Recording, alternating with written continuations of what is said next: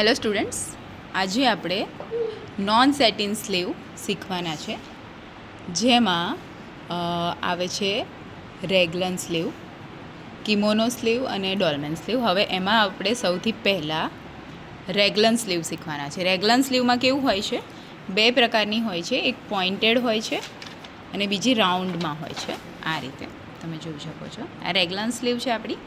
Pointed એટલે કે એમાં જે આ શોલ્ડર જે છે ત્યાં આવો પોઈન્ટ બને છે, અને રાઉન્ડ એટલે કે ત્યાં ગળાના શેપમાં આવું રાઉન્ડ બને છે, એટલે એને રેગલન સ્લીવ પોઇન્ટેડ કહે છે અને રાઉન્ડ શેપમાં કહે છે.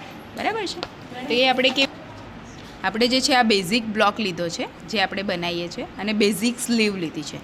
આપણી આ non satin slew, satin slew નથી, નોન સેટિન સ્લીવ છે, એટલે આપણે અલગથી સ્લીવ એટેચ કરવાની નથી હોતી નોન સેટિનમાં, એ કન્ટિન્યુ જ રહે છે. એટલે આપણે આ રીતે બેઝિક બ્લોક બંને રાખીને, મીન્સ કે સ્લીવનો અને એનો રાખીને આ રીતે એનું માર્કિંગ કરી દઈશું.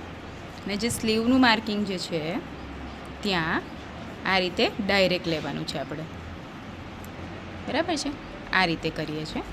અને પછી જે આપણે રાઉન્ડ શેપ માટે હોય છે તેને અહીંયા એનું જેટલું પણ આપણે રાઉન્ડ શેપનું રાખવું હોય ત્યાંથી સ્ટ્રેટ આ રીતે લાઇનિંગ દોરી દેવાની છે.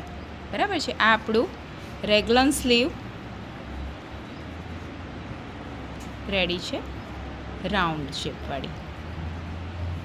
રાઉન્ડ. ઓકે. અહીંયા નેકલાઇન બનશે એની. એમાં કેવું બનશે? નેકલાઇન અડધું જે છે અહીંયા આવશે અને અડધું જે છે સ્લીવમાં નેકલાઇન બનશે. આ મોસ્ટલી ટી શર્ટમાં બનતી હોય છે. ઓકે.